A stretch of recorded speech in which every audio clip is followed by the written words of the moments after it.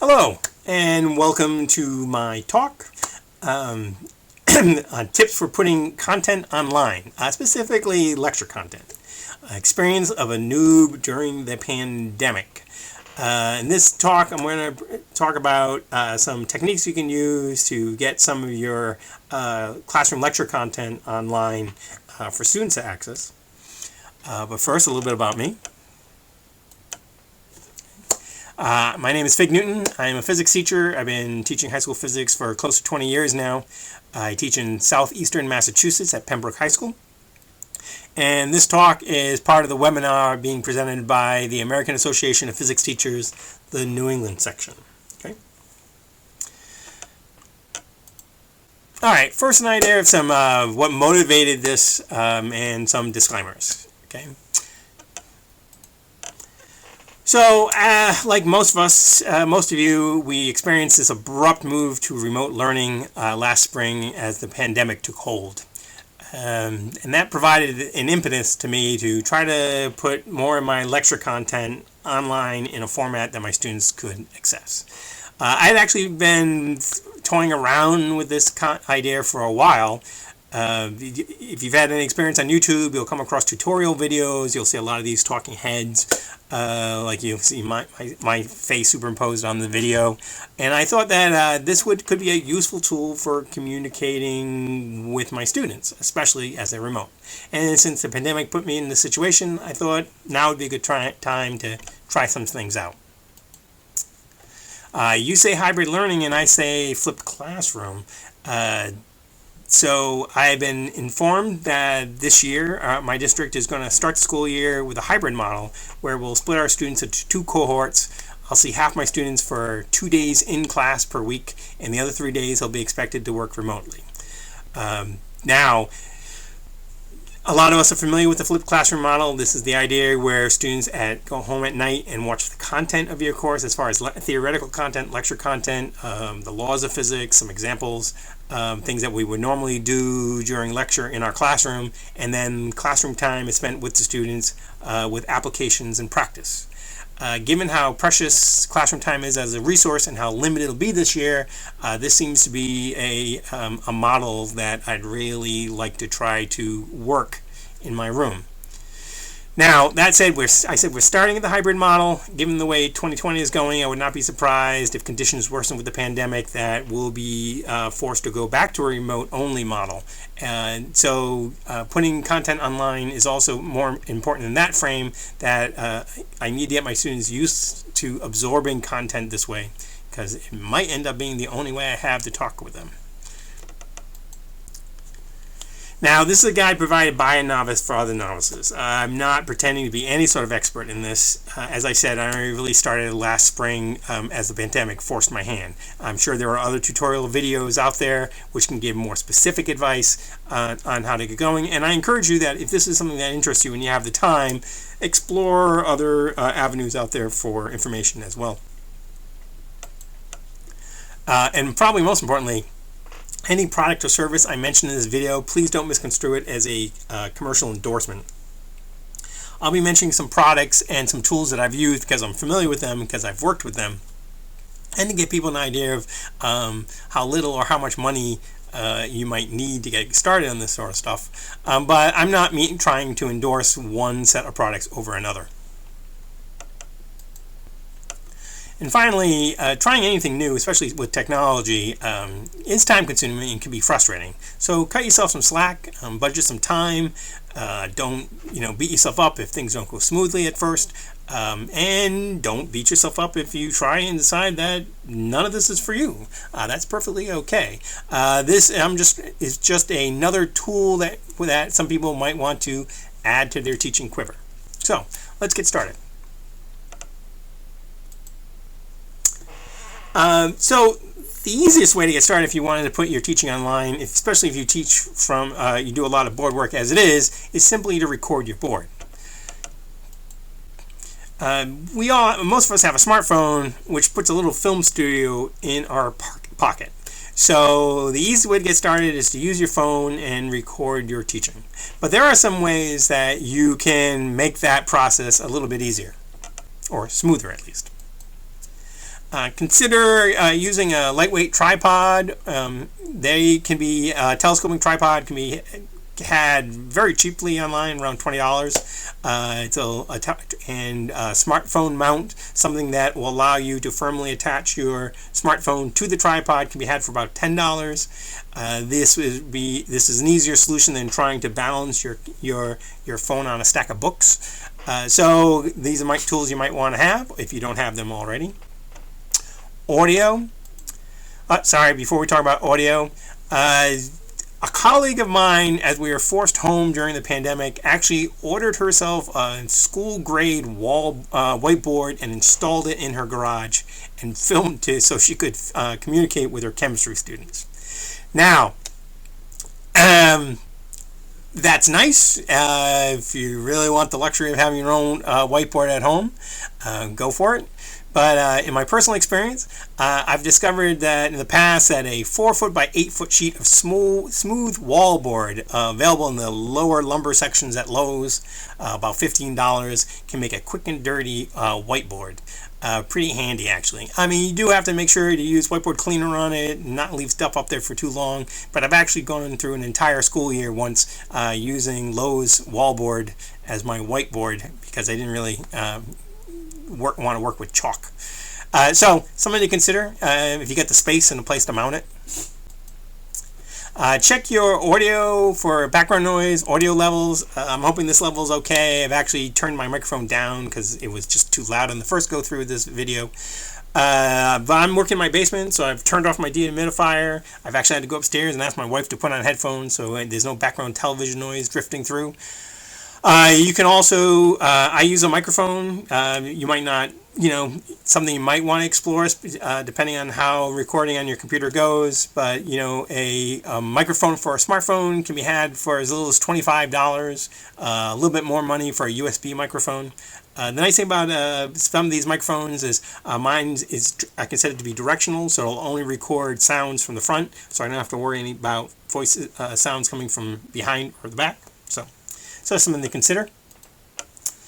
Most computers have free movie software for simple editing. iMovie on the Mac, Movie Maker in Windows. These are free tools that you can use to edit out bloopers, cut your video up into shorter segments, or do what you need to do.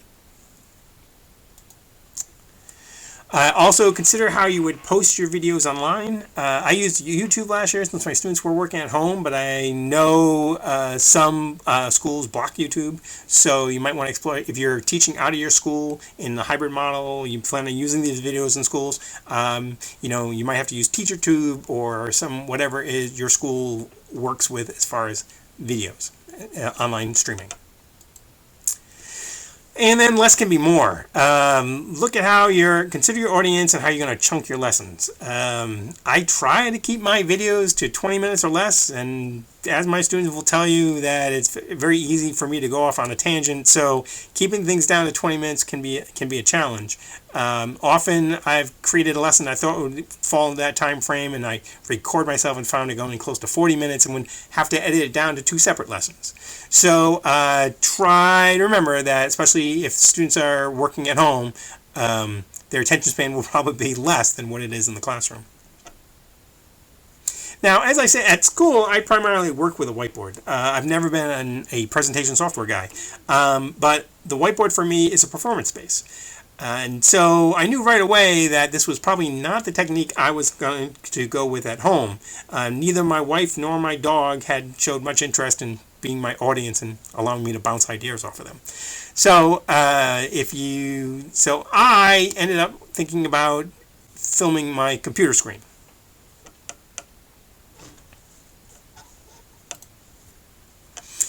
Now, recording your computer screen is a great option if you already have used presentation software in your teaching. I know a lot of teachers have extensive PowerPoint presentations, lots of lessons recorded that they use year in, year out. I was not one of those teachers. So that added an extra level of complications to me.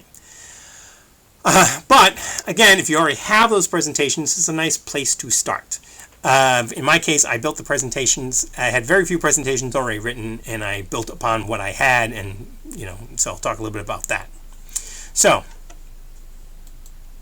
Both the Mac and Windows provide screen capture utilities. On the Mac, it's QuickTime, and I guess on Windows, you can use a program called Game Bar, which was originally designed to film your video game content for streaming. This provides some basic and free screen recording.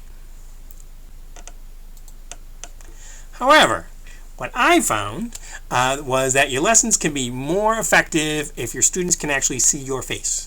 To try to maintain this sense of contact between your students and yourself. Also, I ran into problems when I've tried flipped classroom in the past, especially with some of my lower level, my students who are more likely to struggle in physics, telling me that those videos were nice, Mr. Fig, but they didn't count because they weren't you. So that he talked different than you. He didn't present ideas in the same way. So I'm using right now software called Ink2Go that allows me to insert my webcam video onto my computer screen, so as I record, I can capture myself as well. It also allows me to annotate my screen and do some other things. So the nice thing about the software package is it's very cheap. It's $20 for either Windows or for a Mac, and they have a Windows version as well. Other CAM software I looked at was much more expensive. So again, something you might want to explore if you're interested. Again, consider breaking your presentation into smaller chunks. Attention spans will probably be smaller as students work at home than having a captive audience in the classroom. And try to remember to look at the camera and lighting. Now, again, I'm new at this, so you'll see that my videos from the spring, I was always off and to the right, out of the way of my content. But if I slide my video up here to this corner of the screen, it is now under where the web camera is on my monitor. That means as I look at myself talk, I'm also looking into the web camera, which is more effective. I'm filming my basement, and my lighting is actually behind me, so it's kind of gloomy and shadowy I have a small desk lamp annoyingly pointed towards my face right now to provide some illumination. So again, some other tips to take a look at. Now, I want to take a look at some PowerPoint. Actually, it's a keynote slide. This is a slide from my presentation on the index of refraction that I used last year. There's a lot of information in this slide, but using presentation software online is not the same thing as using presentation software in the classroom.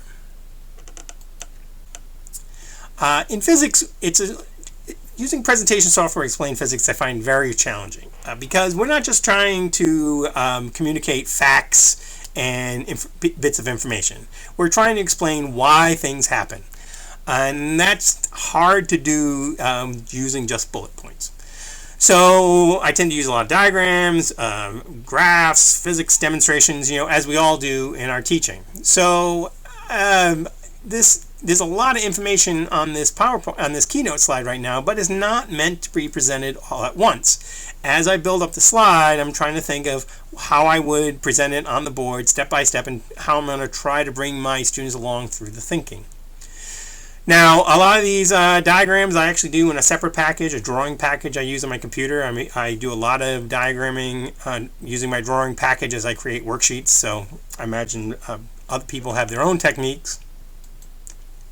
So this, again, as I said, is from my refraction lesson, and it's not meant just to be thrown up on the screen. So in a moment, I'm going to go through this video and take a 2-minute section of this lesson.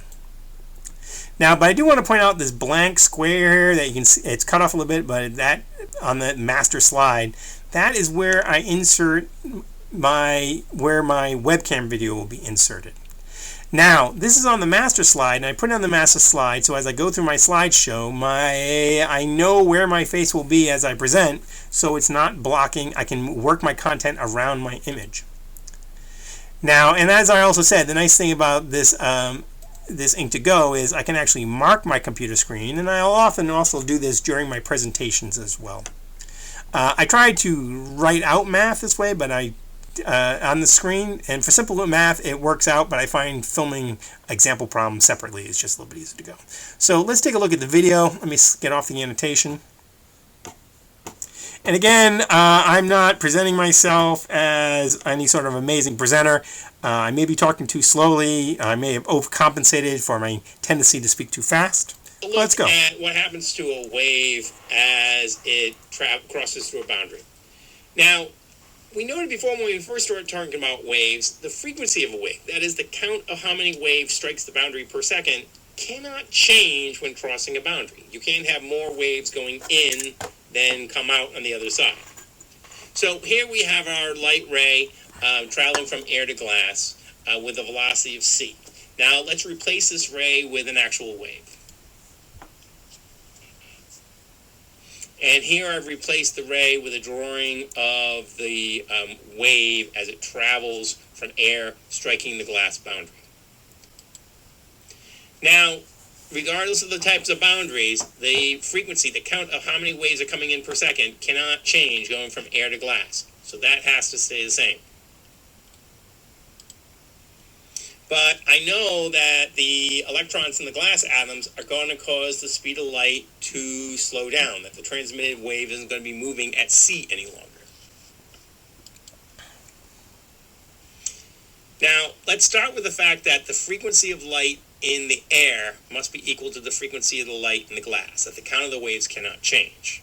Well, I can use the speed of light equation to change these frequencies into something relating the velocity of the wave and the wavelength. So remember that the speed of a wave was simply equal to wavelength times frequency. So that means the frequency is equal to the speed of the wave divided by the wavelength. And we've used the wave equation before. So here in the air, the frequency would be equal to the speed of light, c, 3 times 10 to the 8th meters per second, divided by the wavelength of the light in the air. Where in the glass, the frequency is going to be the velocity of the light in the glass divided by the wavelength of the wave in the glass. So I basically have the same equation twice. But this frequency cannot change. That means the left side, the air side of the equation, has to be the same as the glass side, the right side of the equation. But if I'm making this velocity smaller, then in order for it not to change, the wavelength has to be smaller as well. And the wave is going to have to bunch up. And we saw this when we were talking about mechanical waves way back in February. So here, the incident wave is coming in. It slows down, and that causes a traffic jam. It causes the waves to stack up because the speed has decreased. If the speed decreases, the wavelength needs to decrease as well, and this wavelength in the glass is actually going to be smaller than the wavelength in the air.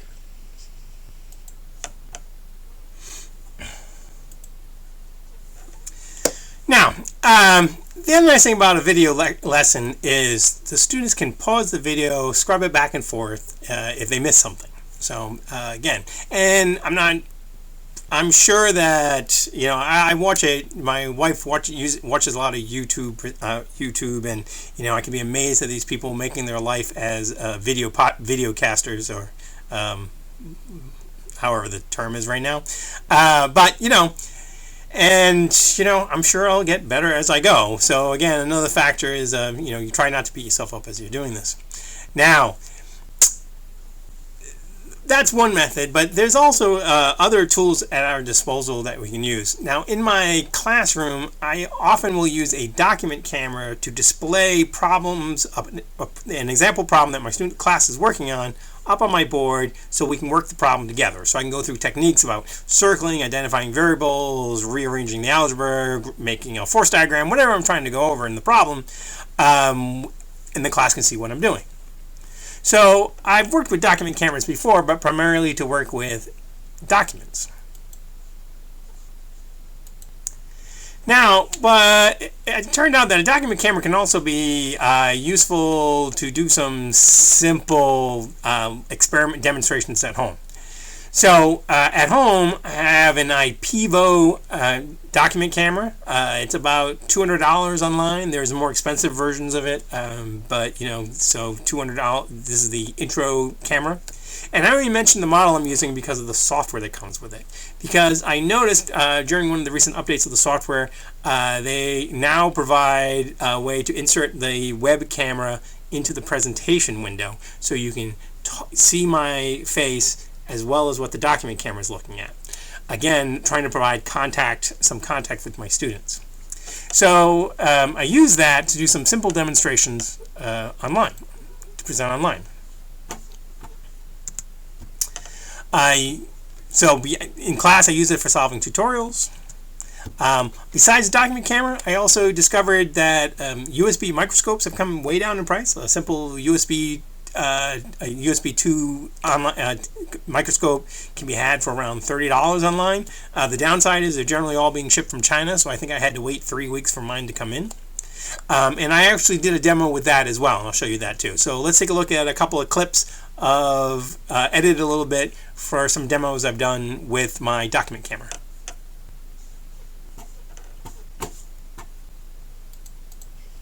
Now, these two mirrors look pretty identical on the paper, but if I reflect myself in them, as I tilt the concave mirror, you see my image is inverted. But if I tilt the convex mirror, you see my image is not inverted. If I tilt both at the same time, you can compare. Now, the orientation of the image is not the only thing that's actually different here. What's also going on is, for the concave mirror, that inverted image is a real image. That is, it's being formed above the mirror. And the ray diagram shows us that. If I had a bit different setup in class, we would actually project my image on a piece of paper, and that's the true meaning of a real image. For the convex mirror, this image is not inverted, but that's because it's also being formed behind the mirror. It's a virtual image. There would be no way to shine this image onto a piece of paper. Now, I have here a laser ray box, and what I'm going to do is send a light ray through the principal axis, and we'll see that it reflects straight back. So let me line up a little bit.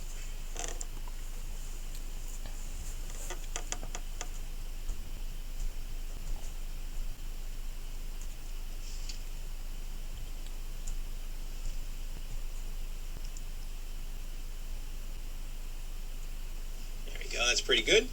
And you'll see that the light ray, as it passes through the center, hits the mirror, and it's bouncing straight back. I don't see any reflection above or below. But if I turn on additional rays off the principal axis, you'll see that these light rays, parallel to the principal axis, are reflecting through a common point, the focal point. In fact, I can turn on more, and you'll see that they all go through the focal point. And finally, here is an example of using the USB microscope with my students.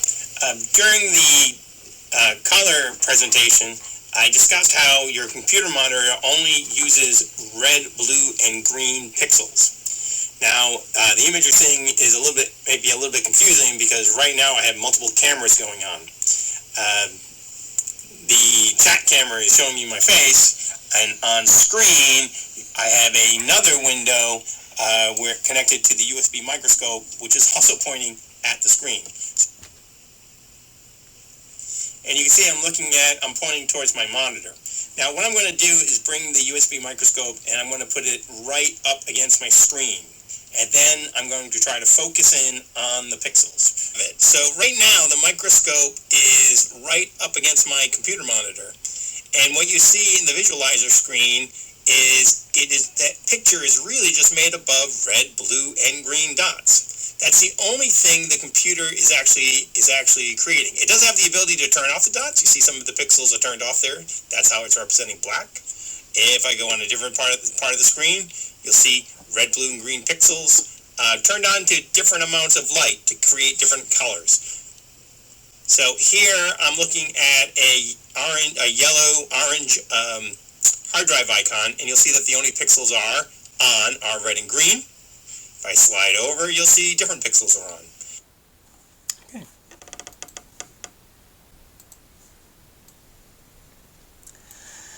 Oh, some final thoughts. So these are just some of the things I did last spring with my to present content to my students. Again, some ideas. Many of you probably have some of the same tools at home that I had, in case you've wanted to try to present information this way to your students. Nothing about teaching remote is easy. Creating any type of resource takes time, and time is a limited resource, especially as we get into the regular school year.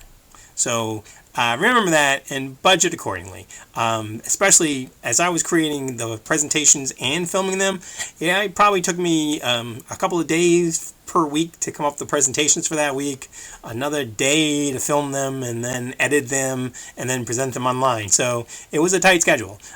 So, be realistic about what you can accomplish. Budget time to tinker. Before you even dive into this stuff, you're going to want to play around with some stuff.